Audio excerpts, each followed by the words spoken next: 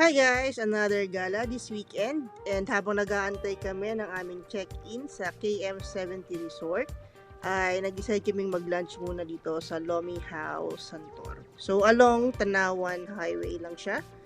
So ito yung kabuoang restaurant. So open lang. Ayan.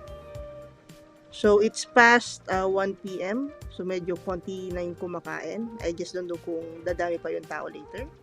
So, ito meron silang backdraft. And, ayan lang siya.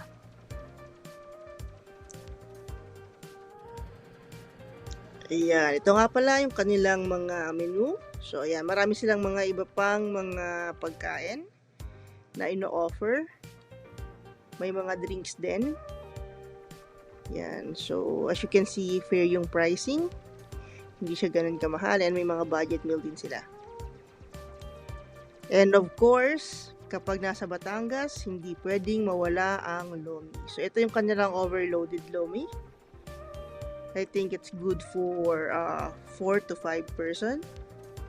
Sobrang dami ng sahog. Ayan, ikot natin para makita nyo.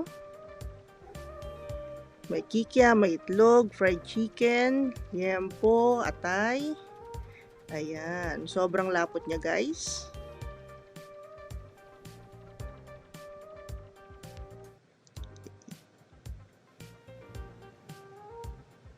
Legit na Batangas lomi ito.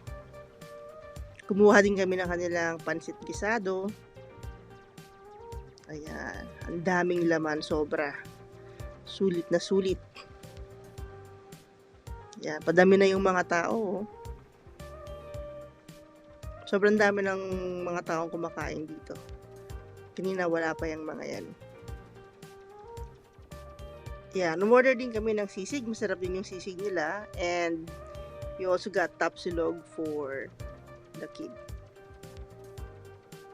Okay, so all in all, masarap yung mga pagkain nila dito. Come and try guys. Thank you for watching.